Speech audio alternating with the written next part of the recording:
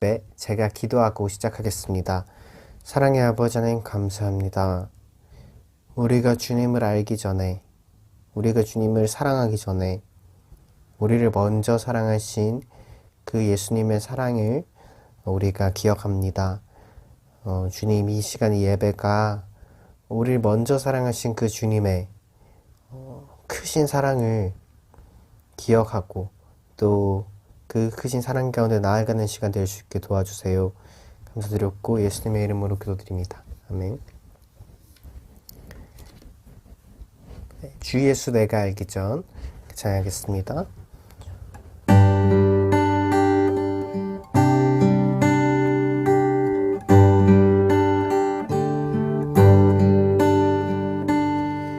주 예수 내가 알기 전 날 먼저 사랑했네. 그 크신 사랑 나타나 내 영혼 거듭났네.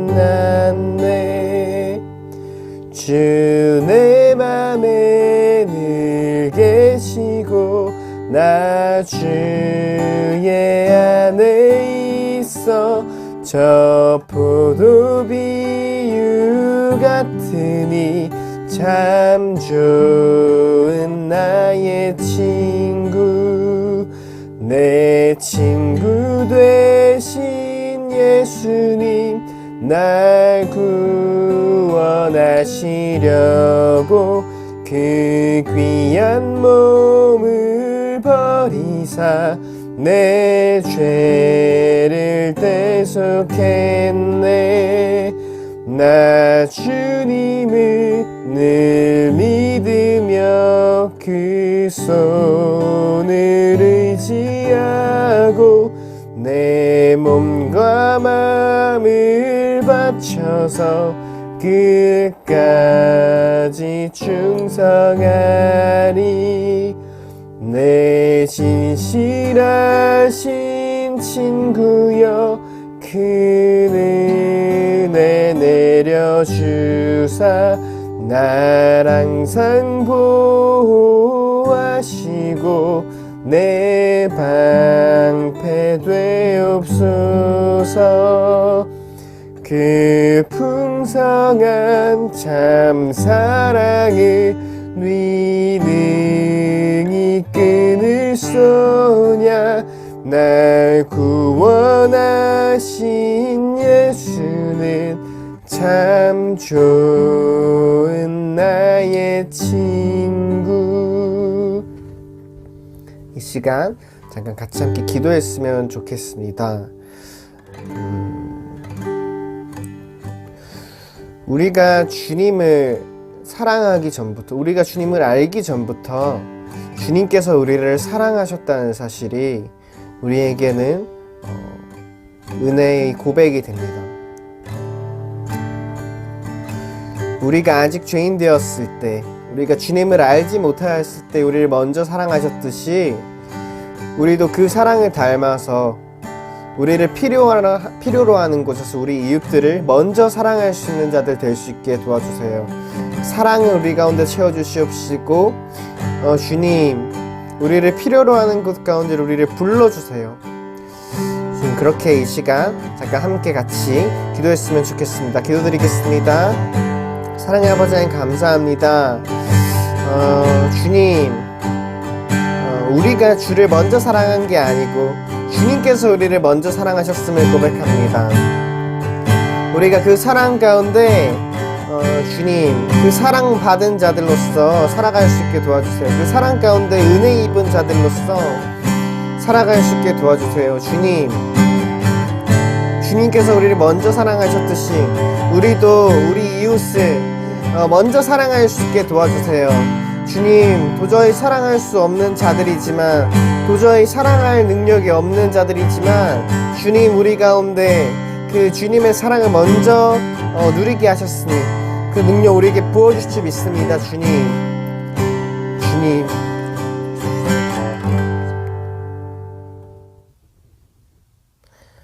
사랑의 아버지 하나님 감사합니다. 오늘도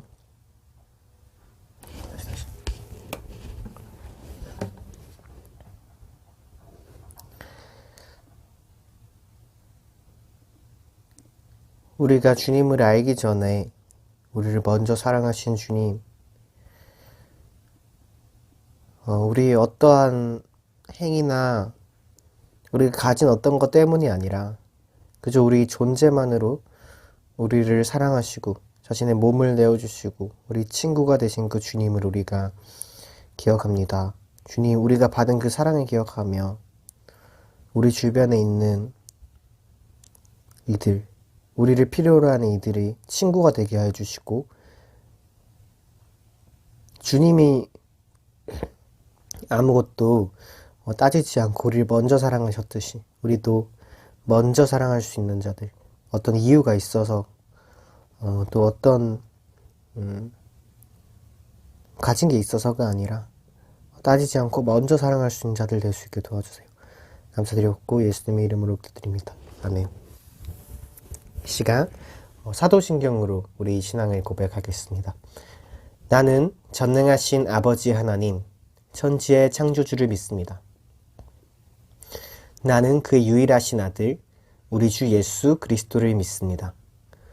그는 성령으로 잉태되어 동정녀 마리아에게서 나시고 본디오 빌라도에게 고난을 받아 십자가에 못 박혀 죽으시고 장사된 지 사흘 만에 죽은 자 가운데서 다시 살아나셨으며 하늘에 오르시어 전능하신 아버지 하나님 우편에 앉아 계시다가 거기로부터 살아있는 자와 죽은 자를 심판하러 오십니다.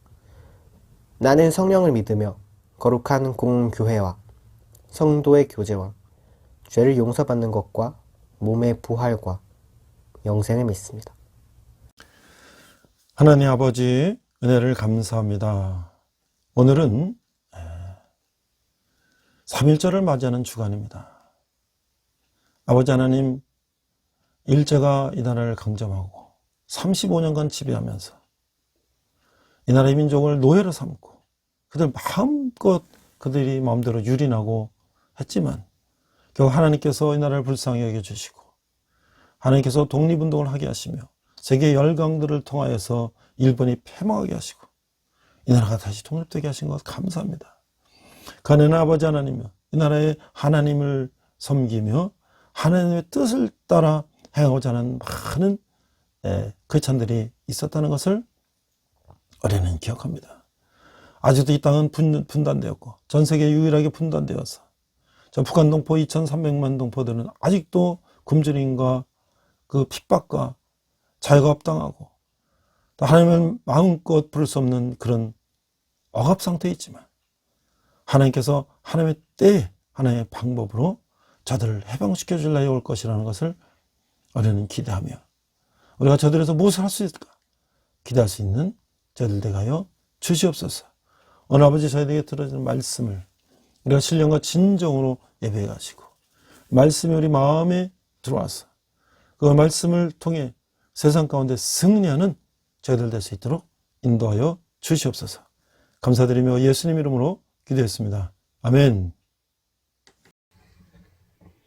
안녕하세요. 백목사의 세상 읽기. 오늘은 3.1절입니다. 유관순 열사에 대해서 다시 한번 알아보도록 하겠습니다. 저희가 어렸을 때는 유관순 누나 이렇게 배웠는데요. 최근엔 유관순 열사라고 부르고 있는 것 같습니다. 자, 유관순 열사는 1902년에 태어나서 1920년에 순국한 독립운동가죠. 고흥 유씨인데 서대문 형무소에서 모진 고문으로 인해서 순국을 하셨죠.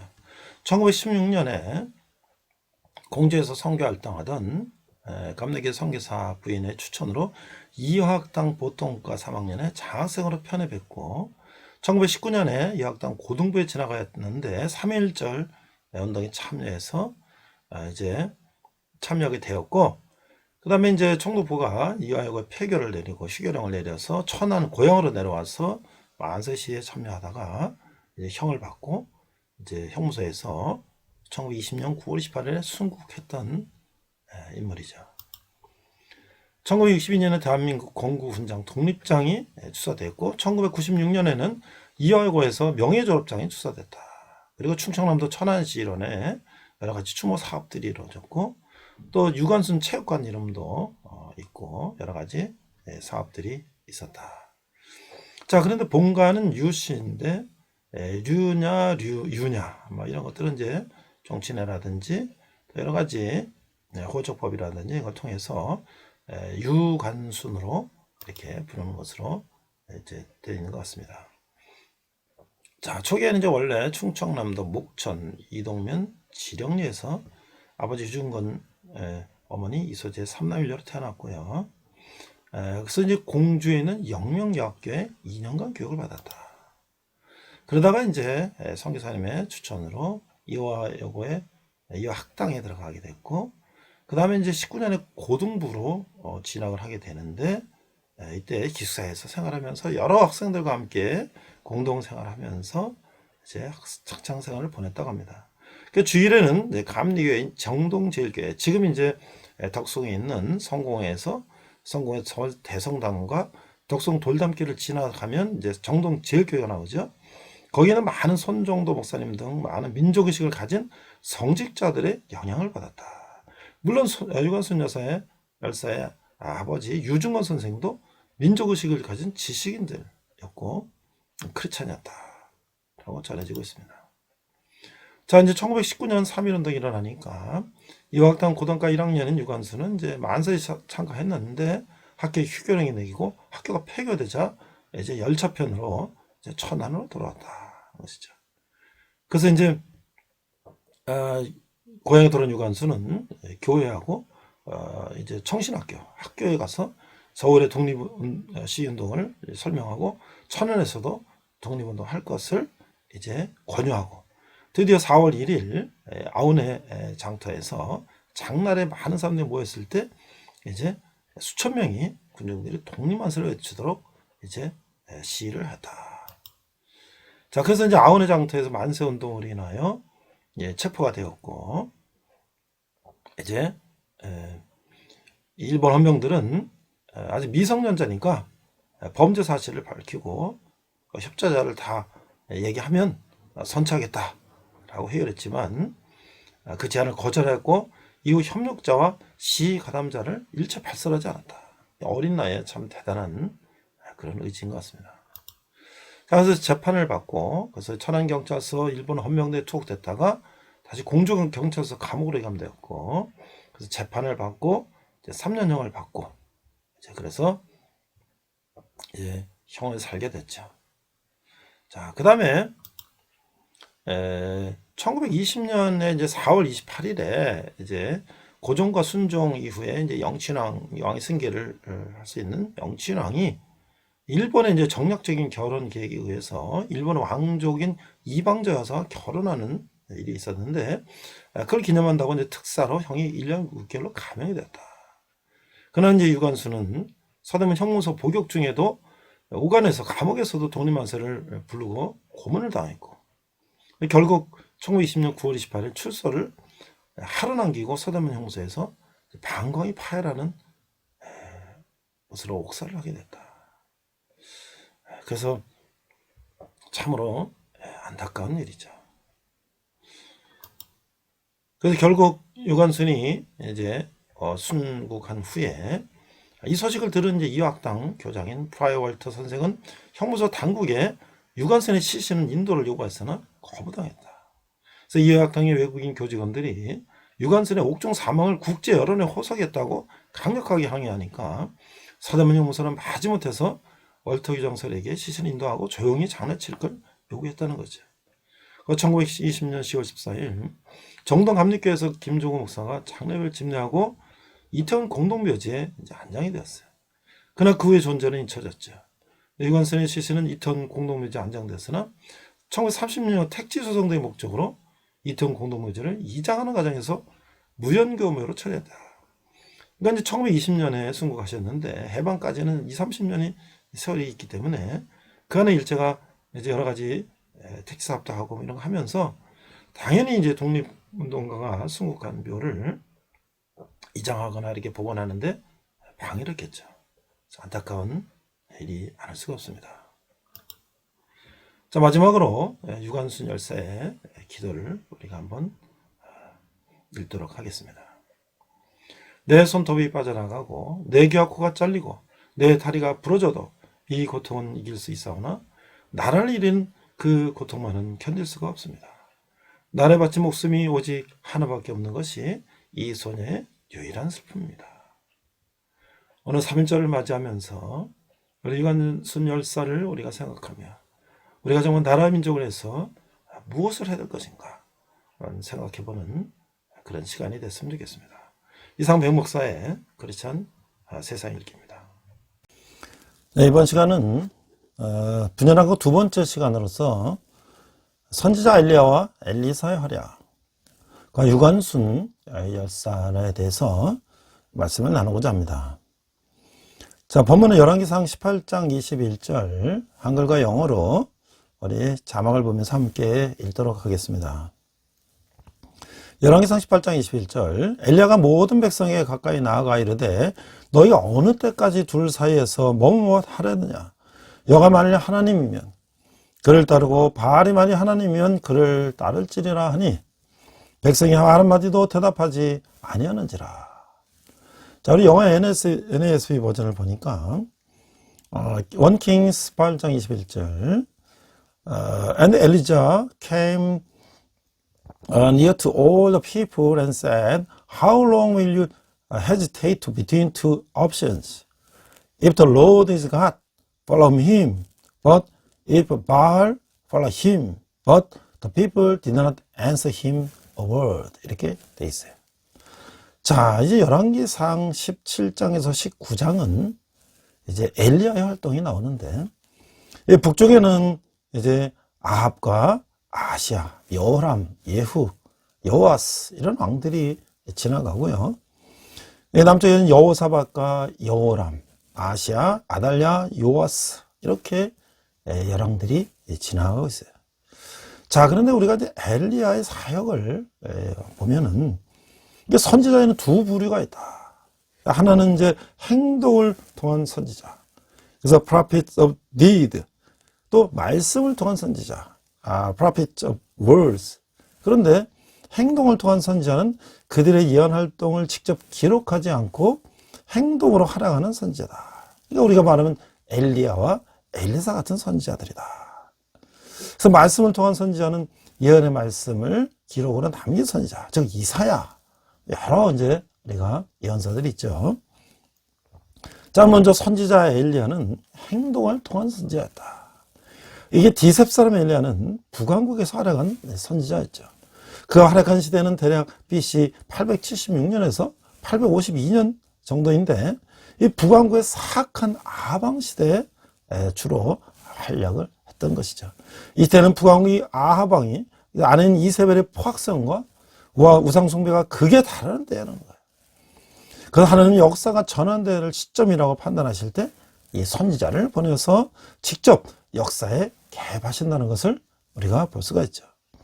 아합의 어두운 통치가 극에 달았다고 생각되는 시점에 하나님은 엘리야를 보내셨어요. 그는 갈멜산에서 바알 선지자 450명과 아세라 선지자 400명 도와 850명과 대결할 정도로 용기와 신념과 열정의 사람이었다라는 것이죠. 이 갈멜산의 대결은 누가 진정 우주를 창조하고 자연을 주관하는 진짜 신인가를 분명하게 보여주는 것이었어요. 바알 선지자들은 헛된 제사를 위해 자신들의 몸만 상했을 뿐이지만 하나님의 사람 엘리야는 놀라운 기도의 응답을 받게 되는 것이죠. 열왕기상 18장 21절 오늘 본문이죠. 엘리야가 모든 백성에게 가까이 나아가 이르되 너희가 어느 때까지 출사해서 뭐뭐 하려느냐. 여호와가 만일 하나님이면 그를 따르고 바알이 만일 하나님이면 그를 따를지니라 하니 백성이 말 한마디도 대답하지 아니하는지라. 자, 이 말씀은 엘리야가 오늘 우리에게 만약에 땡땡이 하나님이라면 교회를 떠나 그걸로 가라. 여러분들이 생각하는 그런 우상신들 그게 하나님이라면 그걸로 가라. 이런 말과 같다고 하는 거예요. 엘리야는 갈멜산의 승리로 인해서 이스라엘의 위협이 극에 달하게 되니까 그 40일 밤낮으로 걸어서 호렙산으로 갔는데 아마 지금 그게 신의 산일 거라고 이제 추정되는데 거기 가서 이제 도망을 가는 거죠. 극도로 절망에 빠진 엘리야에게 하나님이 나타나셔서 바알에게 절하지 않은 7,000명의 신실한 자들, 이 남은 자들을 남겨두시고 하나님의 나라 회복 운동은 계속되는 것을 이제 엘리야에게 확신시켜 주셨다는 거예요. 이 남은 자 사상은 바울에게도 중요한 것이에요. 그래서 로마서 9장 11장에 그 이야기가 나오죠. 이것은 바로 이제 하나님의 섭리를 보여주는 것인 거예요. 하나님은 언제나 하나님의 주도하시며 하나님 나라는 이 섞이지 않은 신실한 하나님의 사람들에 의해서 이루어진다는 것을 알아주고 있는 것이죠. 이 남은 자 7,000명 중 엘리야가 만나는 첫 번째 사람이 바로 엘리사였던 거예요. 하나님은 아람과의 싸움에서 소수의 아홉 군대가 승리하지만 아합은 회개하지 않는 것이죠. 오히려 이내 아내 이세벨과 공모해서 나봇의 포도원을 강탈하는 횡포를 부리는 거예요. 엘리야는 에사를 후계자 삼고 병거 타고 하늘로 올라가는 것이죠. 자, 그래서 이제 열왕기상 22장 41절에 53절을 보거나 우리가 역다 17장 20절을 보면 이 유다와 이스라엘의 계속되는 타락상들이 나오게 되는 거예요. 자, 이 역대기는 이 제사장적 관점에서 성전의 역사를 중심으로 기록한 역사라고 우리가 앞서 얘기했죠. 그 왕조 역사는 오직 유대의 왕조 역사만 기록하는 거예요. 그것이 바로 메시아스 계열이기 때문에. 그래서 이 역대기에 보면은 그 유다 왕들의 기록들이 다 정리가 되어 있죠. 그 역대사 하 17장에서 20장을 보면 유다 왕들의 통치를 기록하고 있는 거예요. 앞서서 우리가 언급했지만 이 아합 왕은 얼마나 이 악행에만 정신이 팔린 지도자였던가. 이 북왕국 7대 왕이 그는 그 시돈 왕 딸 이세벨과 정략적으로 결혼했고, 이래서 적국 아람에 대한 입장이 강화됐으나 바알신과 아스라신도 함께 유입됐어요. 그 이세벨이 이제 강력하게 후원하니까 이스라엘은 이제 우상 천지가 된 거예요. 그 우상의 신전, 다한 신상들이 세워지고 우상 숭배의 천지가 되어버린 것이죠. 이 진노하신 하나님께서 엘리야를 통해서 가뭄과 기근을 경고하셨는데 결국 이제 갈멜산에서 그 우상 성전 제사장들을 다 멸절시키고 하나님이 참 하나님이신 것을 이제 극명하게 보여줬어요. 그러니까 아합은 하나님의 도움으로 몇 가지 정적 이제 성취도 했지만 여전히 여로보암의 죄를 따르고 아모리 사람들은 가중하게 우상을 숭배했다고 하는 것이죠. 나봇을 죽이고 이 밭을 탈취한 행위와 자신을 위해서 이 상하로 된 궁전을 짓는 그런 행위에서 그의 죄악된 성격과 탐욕의 단면을 볼 수가 있다는 거예요. 그러나 아합은 그의 가문에 내릴 하나님의 경고를 듣고 겸비하여 회개함으로 하나님께서는 그의 집에 내릴 재앙을 아들이시를 일단 연계해 주셨다는 것이죠. 인간은 하나님의 숨겨진 뜻을 알 수가 없는 것이죠. 그는 신정국가를 소망했으면서도 하나님을 두려워하고 의지하기보다는 우상의 광신자였던 아내의 포악하고 간교한 충동과 자신의 감정에 지나치게 의존했던 것이에요. 성경은 아합이 전례 없이 여호와께 악을 행하는 데만 정신을 쏟은 부적절한 지도였다라고 말하고 있는 거예요. 그럼 그 안에 이세벨은 누군가? 우상 숭배와 악을 행한 여인이었다. 바알 숭배자 이세벨은 천하의 악한 여인이었을 뿐만 아니라 남편까지도 우상 숭배의 극악을 행하도록 충동한 악한 아내였다. 그녀는 시돈왕이며 동의의 바알신 선지자였던 옛 바알의 공주였다는 거야. 어릴 적부터 보고 배운 대로 그녀 자신도 바알을 숭배하는데 혼신을 다해서 심히 아직 가증하게 했고 450명의 바알 선지자를 자기의 상에서 목했을 정도로 이렇게 챙겼다는 거예요. 금연과 순수를 행했고 남편은 아합이 이끌어 바알을 섬겨 숭배하도록 했다는 것이죠. 그녀에게 얼마나 지대한지 남편 아합은 그녀의 악한 힘을 얻어서 이제는 모든 이스라엘 왕보다 더 하나님의 노를 격발하는 왕이 되었다라고 하는 것이죠. 이세벨은 바알신과 겨루어 450명의 바알 선지자를 죽인 엘리야를 공공연히 위협했고 그를 죽이기 위해서 군사를 풀어서 찾아다니게 했어요. 남편의 욕심을 채워주기 위해서 백성에게 금식을 선포하고 거짓 증인을 세워 죄 없는 사람 나봇을 정죄한 후 살인하고 나봇의 포도원을 빼앗았다는 거예요. 이에 여호와께서는 아합에게 엘리야를 보내요. 내가 죽이고 또 빼앗았느냐라고 말씀하시면서 개들이 이세벨을 먹을지라 라고 예언하게 하셨던 거예요. 그 예언대로 예후왕 때 그녀는 성에서 내던져갖고 개들의 밥이 되는 최후를 맞이했던 것이죠. 또한 그녀의 인도와 도움을 받은 남편 아합도 전쟁에 나가서 우연히 쏜 화살에 맞아 죽게 되는 것이죠. 아합도 개들이 그 피를 흘는 저주받는 죽음을 맞게 되는 것이죠. 한 여인의 악한 이 행동이 한 남자를 망치고 한 나라를 우상숭배로 몰고 가는 부정적인 결과를 가져오게 된 것이죠. 이 남과 북이 분열되는 이런 상황 속에서 악한 왕들이 나오고 백성들을 괴롭히고 하나님을 배반하고 하는 이 시절이 전 세계에도 많이 있었죠.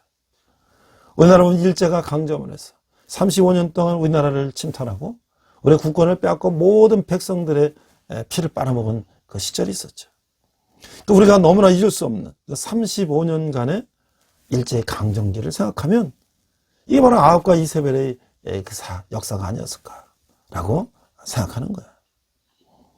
그래서 일본 제국주의들은 그들이 이제 서양에서 배운 그런 과학과 여러 가지 근대 이런 발전을 통해서 그 자본주의와 뭐 여러 가지 이제 그런 경제를 발전하면서 뭔가 이제 그 공급 과잉이 되고 또 새로운 시장의 개척이 필요하고 또 원료가 필요하고 하니까 이제 드디어 그들은 그 힘을 이제 늘 그들이 생각했던 대로 아시아를 점령하는 그런 이제 방법으로 돌출구를 찾은 거죠. 그래서 그때 가장 희생이 바로 우리 조선이었다고 하는 거예요. 그래서 그들은 이 시장 개척을 하는 가장 좋은 방법은 식민지를 만드는 거예요.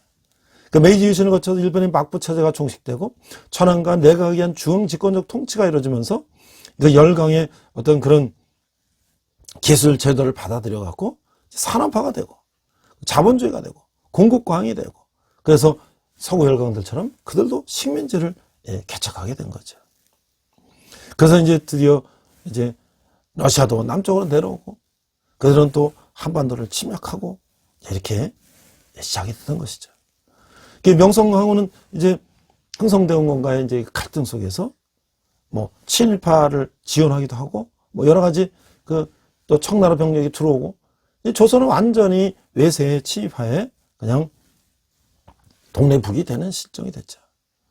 그래서 이제 1870년 강화도 조약이 생기고 1905년 을사조약이 생기고 1910년에 한일 합병이 되면서 드디어 조선은 그야말로 일본의 식민지가 됐다고 하는 것이죠.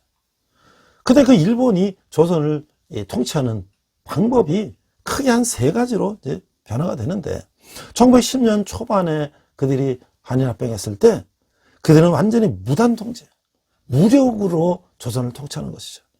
그들은 이 전국에 2만여 명의 이 헌병을 전국에다 배치하고 그다음에 조선인들 그 밑에다가 이제 헌병 밑에서 심부름한 사람을 두고 이제 조선의 모든 일반 행정까지 언론 집회 출판 결사의 자유 뭐 즉결 처분권 모든 것을 다 관장하고 조선 총독은 일본군 장군이 하는 아주 이런 정말 악질적인 통치 방법을 조선에다가 했다는 것이죠. 그래서 특별히 이 헌병경찰들은 치안을 할 때 조선 독립운동가를 색출하고 그들을 처벌하고 그들을 태형으로 때리고 감옥에 가두고 죽이고 하는 그런 무단 통치를 했다고 하는 것이죠. 그러면서 이제 그들은 조선의 땅을 뺏고 또 산을 뺏고 또 광산을 뺏고 뭐 여러 가지 심지어는 뭐 모든 조선의 어업령, 뭐 광업령 모든 것을 다 그들이 다 탈취해 가서 모든 이제 인삼, 담배, 소금 뭐 모든 걸 다 그들이 이제 차지하게 되는 것이죠. 결국 이제 조선은 완전히 그야말로 뼈만 남은 그런 형국이 된 것이죠. 그러니까 조선인들이 이제 참을 수가 없고 그 한계를 견뎌다 못한 그 시점에 미국의 윌슨 대통령부터 민족 자결주의 정신이 전 세계로 퍼지면서 드디어 이제 조선에도 독립운동이 시작되는 거예요. 그 3.1 만세운동이 생기고 이제 조선을 무력으로 이제 지배하면 될 줄 알았던 일본이 조선이 3.1운동 통해서 전국적으로 반항을 하니까 이제 그들은 태도를 바꿨어요. 그래서 문화 통치로 바꾼 거예요. 그래서 이제 그들은 이제 강압적인 통치에서 회유적인 거, 그래서 이제 기초적인 교육도 시키고, 뭐 언론도 조금 허가해주고, 그러면서 이제 뭐 대학도 좀 설립해주고, 뭐 이렇게 했지만 결국은 일본인이 우선이고 조선인은 그 이등민족이라는 거야. 그래서 그들이 이제 핵심적인 친위 인물을 골라서 그 인물로 하여금 귀족 양반 유림 부호 교육가로 종교가에 침투시켜서 그 계급과 사정을 참작해서 일본 친일단체를 조직하게 하는 거야. 그래서 각종 불교단체도 그렇고, 또 조선 문제에 어떤 해결하는데 친일파들을 많이 편을 주고, 또 양반 이거 유생 가운데도 친일파를 만들고, 농민들을 또 회유하고, 이렇게 해서 그들은 이제 문화통치라고 하는 걸 통해서 조선을 해유가 되고, 또 무단통치대의 헌명들이 이게 강압적으로 통치하던 거를 보통 경찰로 바뀌었지만 결국은 숫자가 훨씬 더 많이 늘어나고 장비도 늘어났기 때문에 결국 그것이 완화된 것이 아니라 겉으로만 완화된 거지만 속으로는 더 교묘한 지배를 하게 됐다는 거예요. 그리고 그들은 또 이제 수풍댐을 건설해서 조선에 쌀을 많이 생산하도록 했는데 결국 그 쌀은 자기들의 전쟁 물자로 이제 군량미로 다 수탈해 갔다는 거죠. 그러면서 그들은 이제 만주사변을 일으키고 이제 중국으로 진출하기 위해서 그야말로 조선은 완전히 병참기지가 되는 거예요. 병참기지. 그래서 조선의 모든 이제 군수물자를 대기해서 제사상에 제사질에든 뭐 노그릇 뭐 노숟가락까지 다 총 대포에 탄피로 쐬게 되는. 그러면서 1937년 중일전쟁이 본격화되니까 국가 총동원령을 해서 이 쌀을 증식하고 한국 사람들은, 조선 사람들은 쌀을 배급받는 그런 처지에 되게 됐다는 거죠. 그리고 이제는 식민지 국가의 국민들을 이제 징용이라는 이름으로 전쟁에 끌고 나가서 총알바지를 시키는 거예요. 그래서 한국의 이 조선의 10대 초반에서 40대 여성들을 또 정신다라는 이름으로 강제동원해서 군수공장에서 일하게 하고, 또 위안부를 또 모집해가지고 성노예로 삼기도 했던, 정말 인간으로서 할 수 없는, 남의 나라를 쳐들어가서 그렇게 악랄하게 범죄를 저지른 나라가 바로 일본이었다는 거죠. 그래서 이 일본은 조선이 일본 영토인 이상 한국어는 일본의 방언이며 내지방을 뿌리며 궁극적으로는 소멸시켜야 한다. 그래서 조선어도 이제 쓰지 못하게 되나, 한국어도. 그러고 이제 일본어를 쓰게 하고. 그래서 완전히 그들의 말로 하면 내선일체다. 일본과 조선은 하나다. 이래서 이제 완전히 조선을 일본화 시켰어요. 그러다 보니까 옛날에 서당에서 글 보던 서당도 다 폐지되고 일본 학교는 또 안 가고, 이러다 보니까 1945년 해방이 됐을 때 이 남한의 이 12살 이상 인구, 12살이면 초등학교 졸업한 인구 정도 되는데도 문명이 78%였다는 거야. 이 일본이 조선을 뭐 도와주고 발전시켰다고 했지만 결국 자기들의 목적을 위해서 조선을 이용해 먹고 조선의 피를 빨아먹은 것에 불과하다는 것이죠. 우리가 이 역사가 이게 열왕기 시대, 남북의 분열 시대, 아합 이세벨의 그런 시대만 그런 악한 왕들이 있었고 백성이 피를 빨아먹는 게 아니라 오늘날에도 이 근대한 세상에서도 나라가 나라를 침략하고 이렇게 수탈해가는 그런 역사가 있었다는 거예요. 그 배경이 무엇인가? 그들이 하나님을 섬기는 사람들이 아니라 그들의 우상을 섬기는 사람. 아합과 이세벨은 바알과 아세라상을 섬기는 여러 신상, 우상을 섬기는 사람들이었고, 일본은 천황을 자기의 신으로 삼고, 천황만의 신이 아니에요. 일본을 하면 수많은 신들이 있어요. 모든 것이 다 신이에요. 신사에 가면은 여러 이제 부적을 이렇게 열쇠고리처럼 파는데, 뭐 시험에 합격하게 해달라, 뭐 애기 잘 나게 해달라, 모든 부적들이 그냥 선물 열쇠고리처럼 깔려 있는 것이죠. 어느 사람들 그 뭣도 모르고 이제 사오는데 그게 다 부적인 거예요, 부적. 우리나라 종이로 써 있는 부적이 아니라 마치 여행 상품처럼 열쇠로 같이 된 그 부적인 것이죠. 자, 이제 우리가 열왕기를 이제 하를 한번 다시 살펴보면, 열왕기 하는 이 열왕기 상해에서 계속 남북 왕조의 죄악상을 보여주는 거예요. 결국 멸망당함으로써 끝을 맺게 된다라고 하는 것이죠. 그리고 이제 엘리야가 승천하고 그 자리를 이제 엘리사가 이제 인게 된다는 것이죠.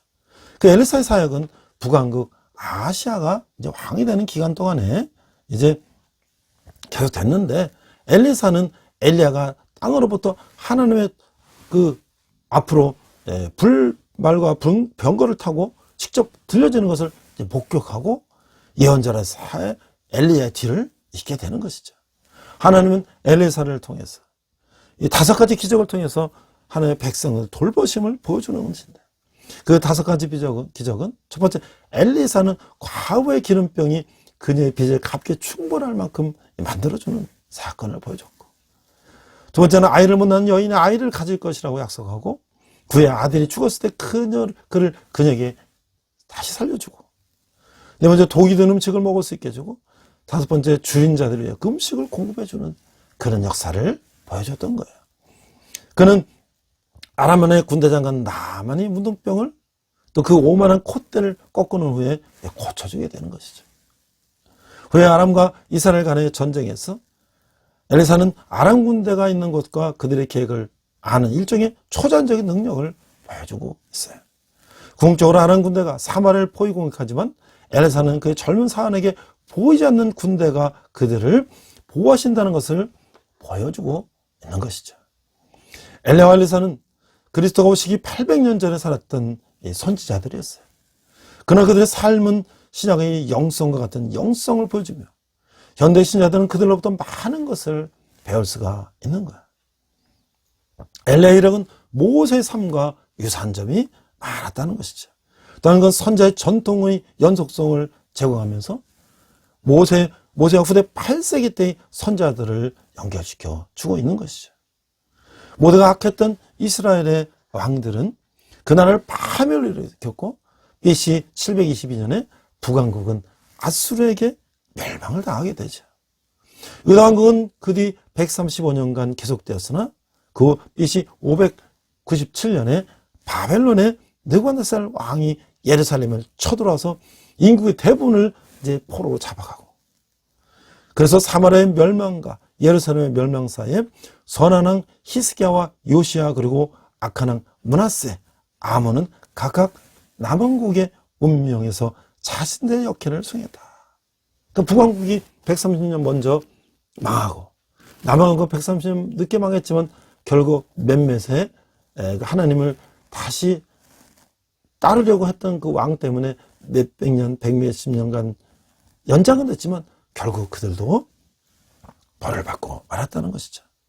그래서 이 요시야 왕 때 성전에서 우연히 발견된 율법책을 기초로 해서 광범위한 계획이 진행되는 거야.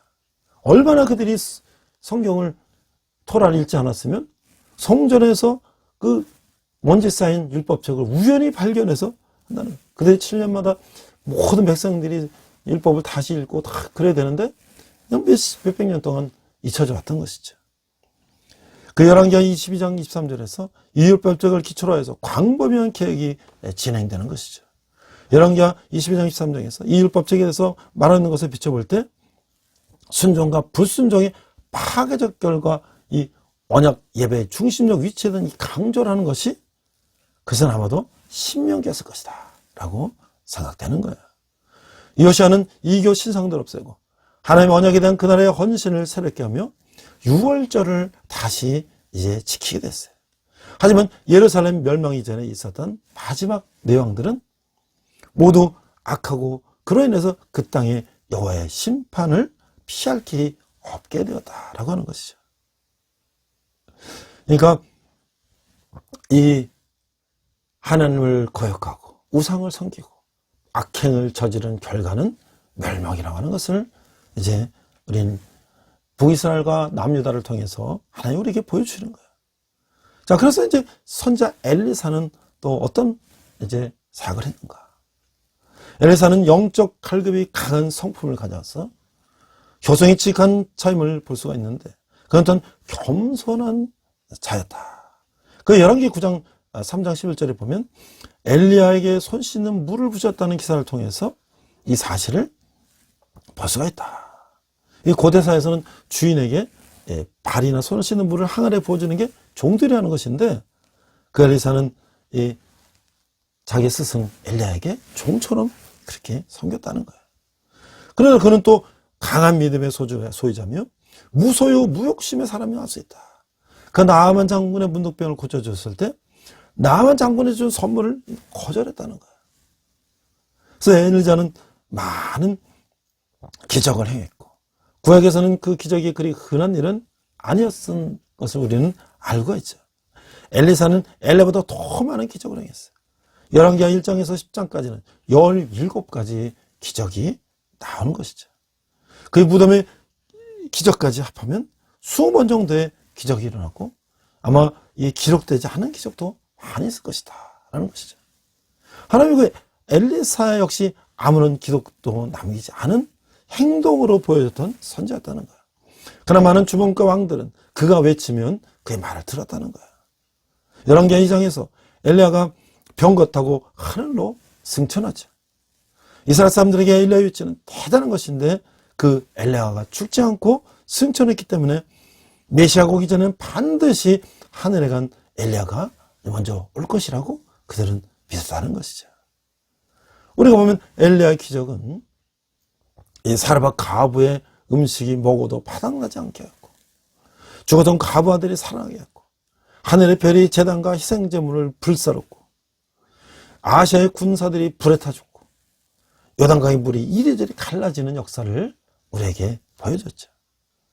또 엘리사는 우리에게 요단강 물이 이리저리 갈라지고 열이 쓰고 성의 샘물이 맑게 고쳐지고 과부의 기름이 이제 떨어지지 않고 수냄 여인의 죽은 아들이 다시 살아나고 또 국의 독소가 제거되고 적은 음식으로 많은 무리를 먹이며 아람의 군대 장관 나아만의 문둥병을 고치는 또한 사한 게하시가 이제 외투를 몰래 훔쳤다가 걸려서 문둥병이 발하는 그런 사건도 있고 또 도끼 잃어버린 도끼가 물에 떠오르는 사건 아람 군사들의 눈에 모두 어떻게 되는 그런 사건들을 하나님께서 우리에게 보여주시며 악한 왕들이 그들의 잘못을 지적하고 하나님이 함께 하시는 것을 보여줬던 것은 엘리야 엘리사의 사역이라고 할 수가 있는 것이죠.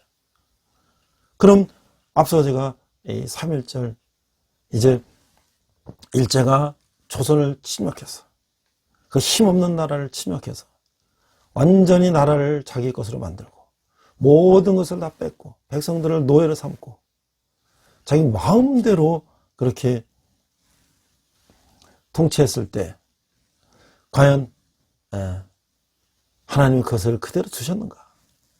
1918년 미국의 대통령 우드로 윌슨은 민족 자결주의를 주장하게 됐고 거기에 이제 감화된 한국의 지식인들은 청년층들은 제1차 세계대전 직후에 전개된 세계적인 민족 해방운동의 조류에 편승해서 대규모 해방운동을 전개했다는 거예요. 그러나 윤초동 일부 인사들은 이게 잘 안 될 거라고도 염려해도 했지만 1919년 3월 1일 낮 12시 서울의 탁골공원에서 독립선언서를 낭독하고 독립을 선언한 학생들과 청년들은 수십만 명의 군중들과 함께 대한독립 만세를 외치며 온 거리를 힘쓸므로써 3.1운동은 시작된 것이죠. 만사시는 일제의 헌병영철의 무자비한 탄압 속에서도 삽시간에 전국 방방곡곡으로 퍼져나갔고 이제 간도나 시베리아나 연해주, 미국 지역까지 퍼져나갔던 것이죠. 200만 명이 넘는 민중이 참여하면서 약 2개월에 걸쳐 투쟁하는 동안에 230개의 이 부나 군, 그 당시 행정단이죠. 그런데 229 거의 모든 이 지방자치 단위로 시위와 폭동이 일어났고 1491건의 시위가 벌어지고 160개가 넘는 일제 통치기관이 파괴되고 또 그리고 4월 말에 접어들어서는 일제의 집단 학살, 고문, 신문, 방어 등 무력 탄압으로 3.1운동은 차츰 사그라졌다. 그래서 우리가 일제가 교회에서 이제 독립운동을 하고 할 때 그 교회를 문을 걸어 잠그고 불을 질러서 사람을 태워 죽이는 그런 악랄한 이제 대응을 했던 것을 우리는 알 수가 있죠. 이 운동으로 정부 수립 운동이 활성화되고 항일 무장 투쟁을 촉진하게 됐고 또 독립운동의 이념과 방법론이 변화가 돼서 이제 이 다양한 이제 독립운동 이 활동이 이제 시작되었다는 것이죠. 이러면서도 운동의 주도 세력으로 학생들이 민족운동의 중심으로 활동하였고 농민 노동자 여성 운동이 활성화되는 계기가 되었고 이제 독립운동이 본격적으로 시작되는데 여기에는 그 사람들이 상당히 중요한 역할을 했었다고 할 수가 있는 것이죠. 사실 이때는 우리 대한민국에 기독교가 전래된 지 불과 20, 30년도 안 된 초기였고 그다음 전통적으로 유교적인 백성들이 거의 100%고 거기 이제 불교를 믿는 사람들이 거의 한 뭐 5, 60%, 70, 80% 되는 그 시절에 불과 총 인구의 뭐 몇 프로 되지도 않는 기독인들이 이제 3.1운동 독립선언서에도 많은 수, 33년 중에 많은 수가 기독교인들이 참여하고 또 수는 적지만 전국적으로 만세운동, 3.1운동을 앞장선 교회들이 있었다고 하는 것이죠. 그 중에 많은 독립운동 활동하는 사람 중에 우리가 유관순 여사를 생각할 수가 있는 거예요. 그래서 그는 충남 목천에서 태어났는데 지금 우리가 목천에 가면 독립기념관이 있죠. 그것은 유관순 열사가 이제 아원의 장터에서 독립운동을 한 것을 이제 기념하기 위해서 이제 세운 것이죠. 천안시 병천이죠.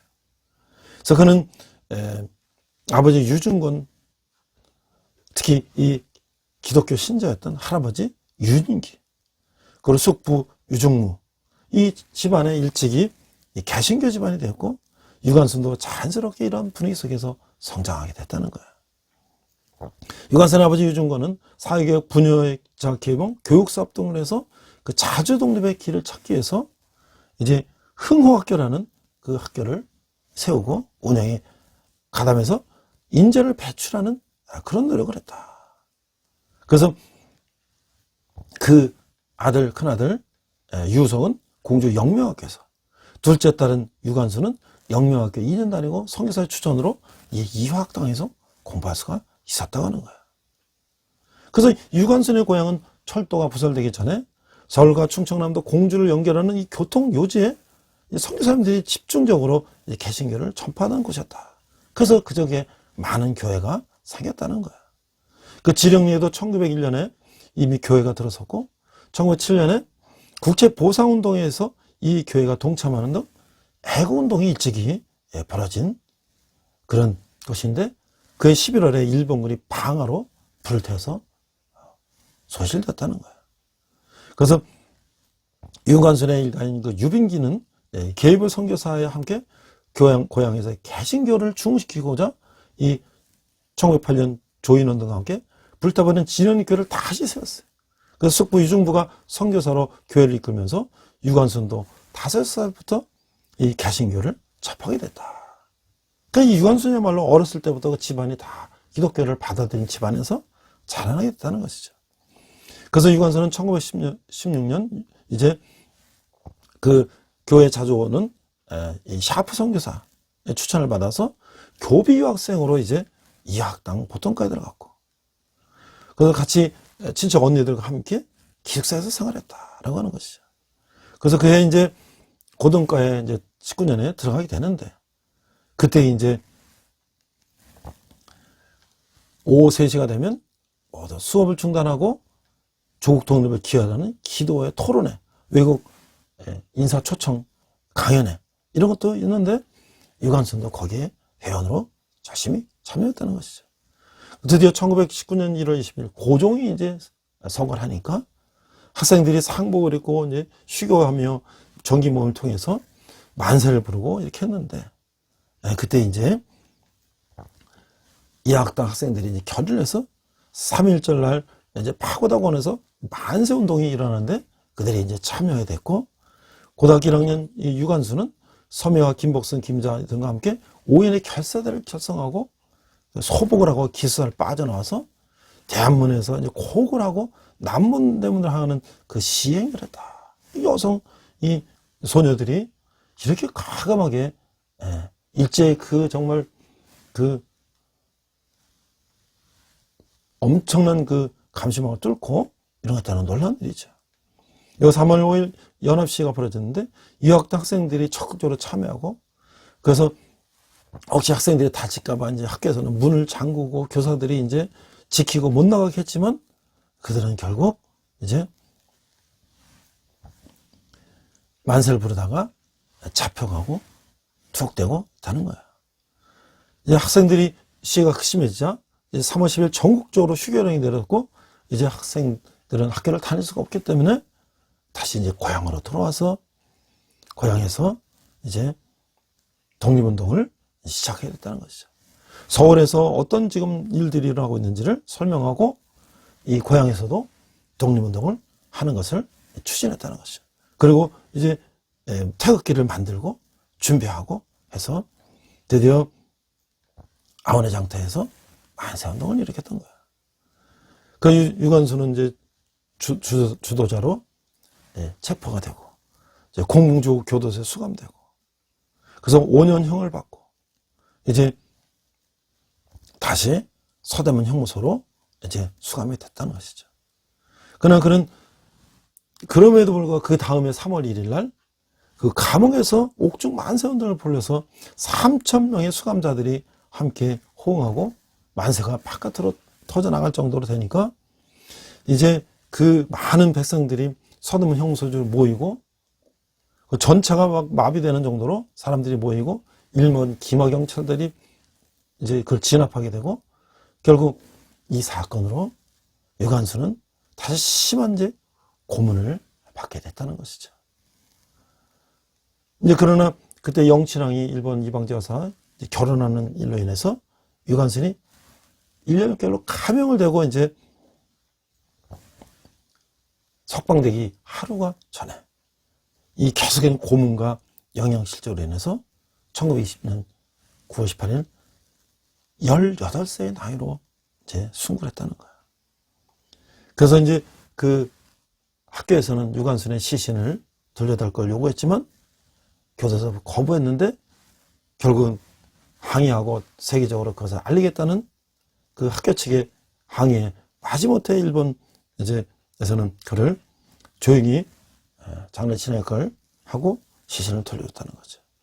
학생들은 이제 학교로 들어오니까 통곡을 하면서 그 장례식을 지냈고, 그 다음에 이제 실제로 그 사진을 통해서 유관순이 심한 고문과 구타와 영양실조로 이제 사망한 것으로 이제 알려졌다는 것이죠.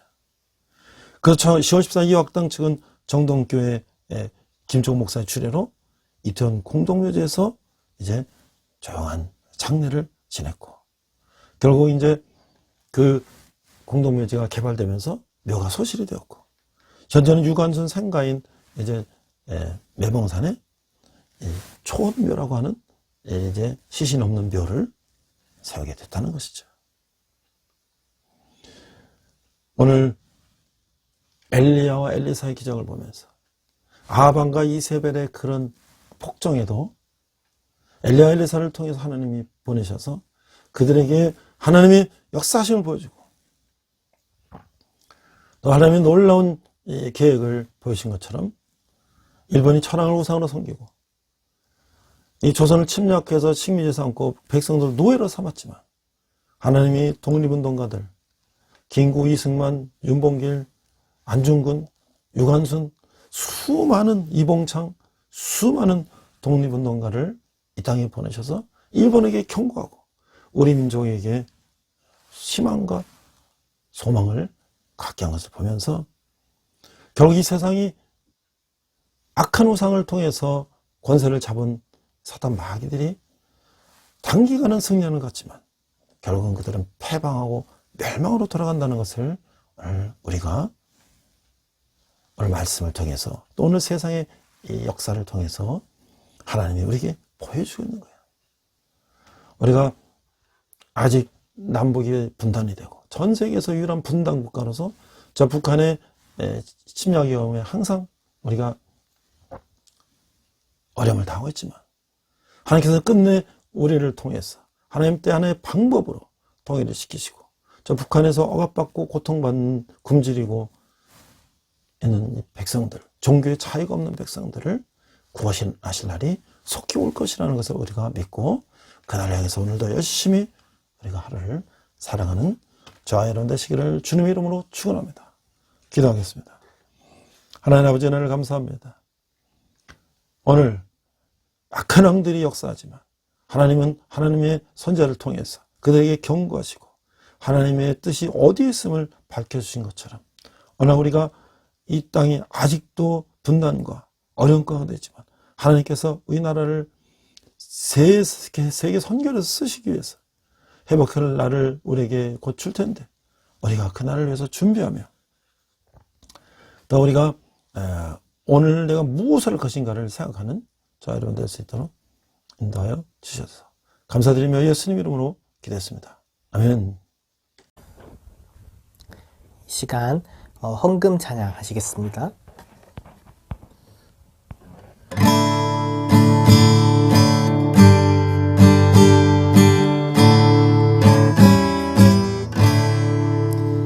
내게 있는 모든 것을 아낌없이 드리네. 사랑하고 의지하며 주만 따라 살리라. 주께 드리네. 주께 드리네. 사랑하는 구주 앞에 모두 드리네. 아멘.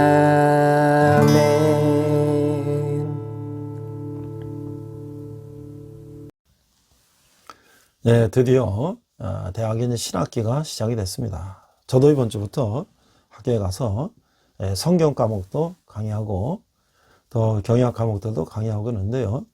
역시 이제 학교는 이제 대면 수업하고 또 새내기들도 들어오고 이렇게 해서 학교가 복잡복잡 하는 것이 정말 학교 같습니다. 아마 전국에 있는 초중고등학교, 대학교 모든 대학원들이 다 이제 대면 수업을 통해서 과거에 우리가 정말 자유롭게 공부하고 활동했던 그런 시절로 돌아간 것 같아서 너무 감사드립니다.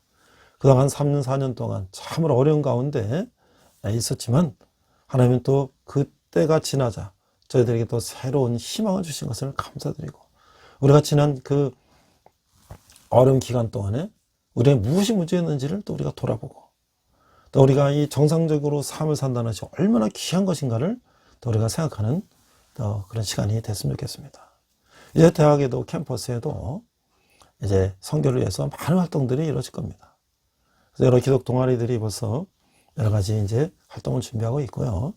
또 캠퍼스 선교 사역팀들도 준비하고 있습니다. 저도 올해 대학에 복음이 전파되는데 수업을 통해서 또 여러 활동을 통해서 총력을 기를 것입니다. 이제 군대도 이제 따뜻한 봄이 와서 그래도 활동하기가 좀 나은 계절이 됐는데 아직도 군대에서 스스로 교회에 나오지 못하고 그냥 편히 쉬는데 익숙해 있는 많은 그런 젊은이들이 있습니다. 그래서 이제 제가 그들 찾아가는 신방을 가는 방법을 이제 또 강구하게 됐어요. 그래서 이제 그 사랑의 원차라는 것을 군사연합에서 보내준 게 있는데 거기다가 이제 지퍼백에다가 이제 그것만 주면 또 컵이 없으니까 또 컵을 또 사다 먹어야 되니까 컵도 집어넣고 초코파이도 집어넣고 사탕도 집어넣고 그다음 거기다가 이제 기독백화점에서 산 성경 구절도 또 집어넣었어요. 그래서 그거 다 먹고 성경 구절은 볼 수 있도록. 그래서 그걸 이제 전 우리 인원을 맞춰서 지금 한 2번 정도 거쳐서 나눠주고 있는데요. 뭐 작은 그냥 선물이지만 또 그 안에 성경 구절이 있기 때문에 그것을 보고 교회로 많이 나왔으면 하는 바람입니다. 자, 여러분이 후원하시는 헌금은 우리 젊은이들이 주님께 돌아오는데 귀하게 사용될 것입니다. 그러나 한 사람이 한 달에 10,000원씩, 커피 한두 잔 값인데 그것을 자동이체 해주시면 저희들 청년들을 주님께 돌아오는데 귀하게 사용될 것입니다. 이렇게 기도하겠습니다. 하나님의 은혜를 감사합니다. 저희가 전문 예물을 주님께 드렸습니다. 이 예물이 쓰이는 것마다 주님 영광이 나타나게 하시고 특별히 젊은이들이 주님께 돌아오는데 귀하게 사용되게 하여 주시옵소서. 지금은 우리 주 예수 그리스도의 은혜와 하나님 아버지의 극진하신 사랑과 성령님의 감화동의 역사하심에 아까 이세벨이 아무리 이제 복종을 해도 하나님께서 엘리야를 통하여 경고하며 하나님의 역사가 진행될 것을 보여준 것처럼 지금 일제를 지나 남북 분단의 시대, 고통받고 있는 시대에 우리가 하나님 뜻이 무엇인지를 발견하고 또 하나님 뜻을 향하여 나아가자 하는 우리 예배드리는 모든 성도들이 열방의 백성들과 성교사님들이 특별히 북한에서 고통받는 북한 동포들 위해 지금부터 영원토록 함께 하시기를 간절히 축원합나이다. 아멘. 우리 다 함께 선한 능력으로 찬양하시면서 한 주간 승리하시기 바랍니다. 이 시간 함께 결단 찬양 선한 능력으로 부르시겠습니다.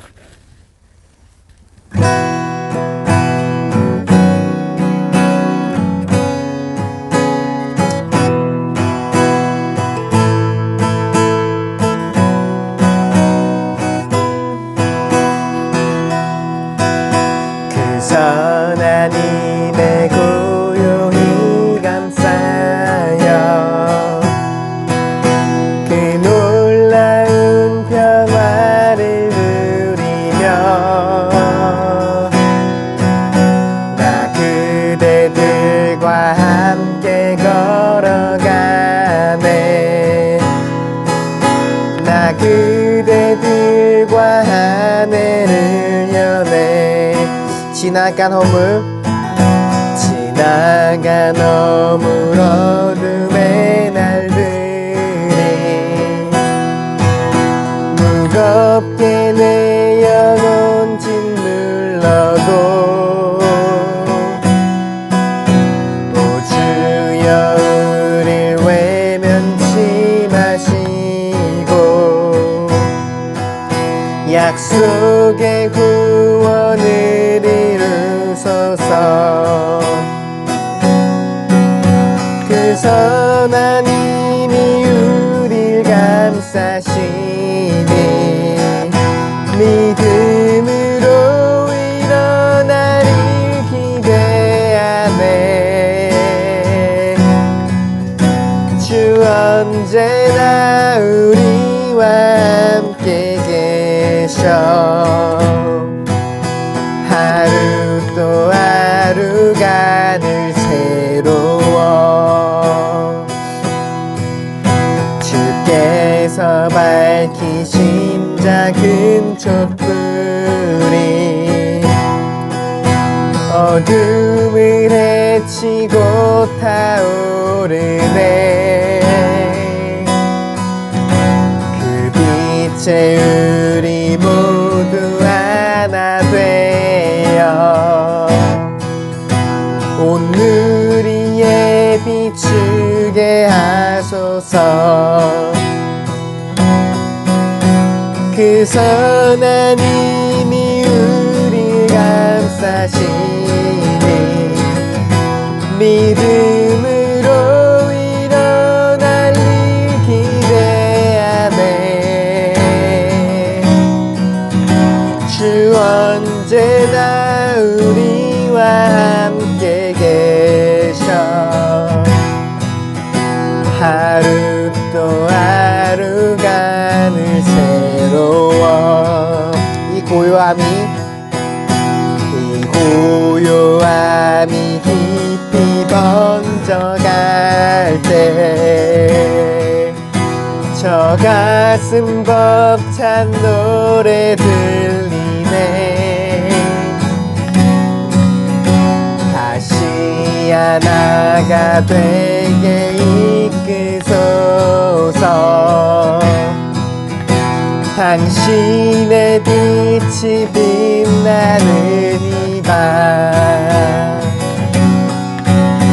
그 선한 힘 감싸시니 믿음으로 일어나를 기대하네. 주 언제나 우리와 함께 계셔. 하루 또 하루가 늘 새로워. 주 언제나 우리와 함께 계셔. 하루 또 하루가 늘 새로워. 주님과 동행하는 복된 한 주 되시길 축복합니다.